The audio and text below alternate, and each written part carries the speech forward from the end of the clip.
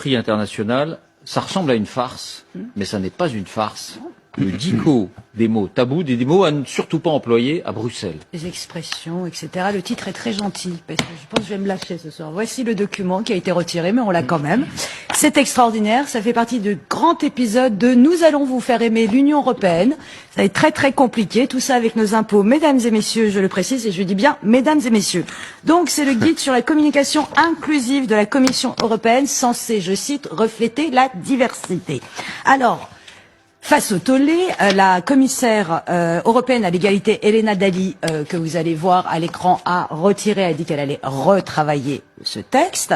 Mais pour vous donner une idée de ce personnage-là, vous allez la voir avec l'association Femiso. Cette femme, l'association Femiso, est une association qui est financée, revendiquée par les frères musulmans. C'est à eux grâce à eux qu'on a eu cette campagne extraordinaire de la liberté dans le hijab. Elle les adore, vous la voyez, c'est voilà le personnage. Alors quels étaient ces fameux mots interdits? Le 26 octobre dernier, parce que maintenant on fait semblant que c'était provisoire, ce texte n'était pas du tout provisoire. Le 26 octobre, Helena Dalli fait un tweet, nous allons le découvrir ensemble. Je suis fière de lancer ces consignes pour que chacun soit reconnu dans tous nos supports, indépendamment de son sexe, de sa race ou de son origine ethnique, de sa religion, de ses convictions, de son handicap, de son âge ou de son orientation sexuelle. Ouf, on n'a oublié personne, tout va bien. Ça fait un peu déclaration des droits de l'homme, bien sûr. L'humain passe au-dessus du sexe, du religion et tout. Ce qui est extraordinaire dans ce document, c'est que c'est exactement l'inverse qui s'y passe. C'est extraordinaire comment ça ne va pas du tout. C'est le guide du parfait petit censeur décérébré. Alors nous allons commencer par le plus important. Eh bien, nous n'avons plus le droit de dire madame ou monsieur. Vous allez voir, voilà, ce qui est permis, ce qui est interdit, ce qui est permis. Rassurez-vous, on a traduit. Évitez de styliser monsieur et madame en se basant sur les sexes assignés à la naissance. En cas de doute, utilisez mix, MX pujadas, je ne sais pas, mixte, bonisso, MX. Et pour quelle raison? Je ne sais pas. Mais je m'interroge quand même pour exactement, alors pour ne pas offenser les transsexuels, ou c'est pas ça qu'il faut dire, je cite, pour ne pas invisibiliser les personnes intersexuelles ou queer. Alors, je vais quand même regarder les chiffres, même en poussant le curseur militant jusqu'à la lie, on ne dépasse pas la fourchette transsexuelle en Europe est entre 0,1% et 0,5%. Mais vous comprenez, une femme trans, c'est-à-dire un homme qui devient une femme, si vous dites madame, il a un arrêt cardiaque.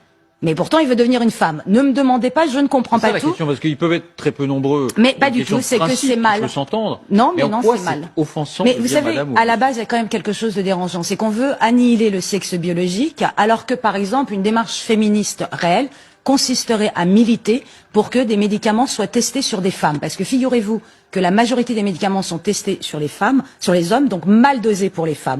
Et au nom de quoi? Au nom des différences hormonales génétiques qui existent entre le fait d'être un homme et une femme. Mais comment on va abolir tout ça? Les femmes, au nom de l'inclusion, les femmes continueront à être mal soignées. C'est extraordinaire. Mais ce n'est pas tout. Ce n'est pas tout. J'arrive au gros, parce que là, c'était genre mignon presque par rapport à ce que je vais vous dire. Noël. Vous ne pouvez plus dire Noël. Mais oui, parce que vous comprenez, si tout le monde imagine, tout le monde pourrait croire que tout le monde est chrétien, évitez de dire la période de Noël, préférez la période de vacances. Parce que c'est une fête chrétienne.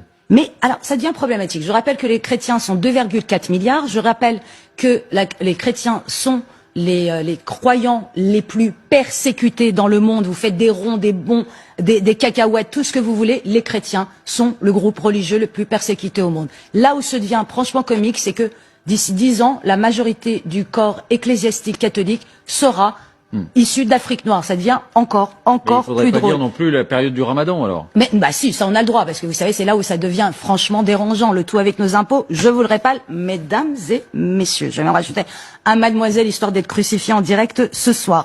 Alors, ce qui est quand même fabuleux, c'est quand même, je rappelle, pour les distraits, parce qu'il y en a beaucoup, que l'Europe, il se trouve, est une terre historiquement chrétienne. Ça viendra à l'idée de personne d'aller voir les Saoudiens et de leur dire, dis donc, là, quand vous dites terre d'islam, ça me pose un sérieux problème d'inclusion. Mais alors, par contre, ça devient problématique. Historiquement, c'est comme ça. C'est le hasard historique. Ça aurait pu être autre chose. Mais voilà, c'est comme ça. Là où ça commence à devenir tendu, ma chère Marie, nous ne pourrons plus utiliser le prénom de Marie, parce que vous comprenez, quand un musulman ou un non-chrétien entend le prénom de Marie, il a des palpitations. Par exemple, évitez de dire Maria et John sont un couple international. Préférez Malika et Julio sont un couple international. Non, mais là, c'est pas ça. Je rappelle que Malika est la version arabe de Marie. Donc quand on parle de grand remplacement, donc On n'est vraiment pas aidé par l'Union européenne. Comment est-ce qu'on justifie ça? Je ne sais pas. Donc Malika c'est bien, Marie c'est mal. Mais là où ça devient comique. Il y a une sourate du Coran. Non, alors non. Ah, j'y viens. Non. Pascal Perry, j'y viens. Ça, c'est mon petit domaine de compétence. J'y viens avec joie et bonne humeur. Là où je vous dis que c'est des incultes, et quand je dis des incultes, je reste extrêmement poli. Il se trouve que j'ai lu le Coran, et pas qu'une fois.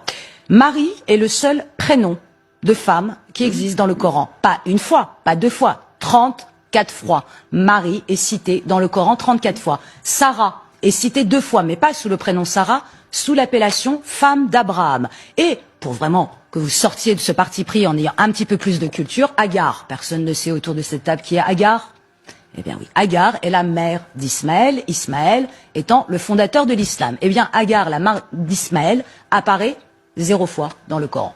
Histoire de parfaire votre culture et celui de l'Union européenne. Donc là, ça commence à être... Non, mais il faut que je finisse. Ça commence à être vraiment dérangeant parce que au nom de l'inclusion, ce qu'on est en train de faire, c'est de créer des nouvelles frontières, de monter les gens les uns contre les autres au nom de leurs origines, alors que, d'après son tweet, c'est ce qu'on est censé combattre, et que ça devient honnêtement gênant que l'Union européenne se vautre comme ça dans le wokistan qui existe, je confirme encore, crucifiez-moi. Oups, c'est un mot catholique, j'aurais pas dû, mais c'est quand même aberrant. Donc au lieu d'un universalisme où effectivement ce qu'on fait, ce que naît passerait avant notre sexe, notre religion, etc.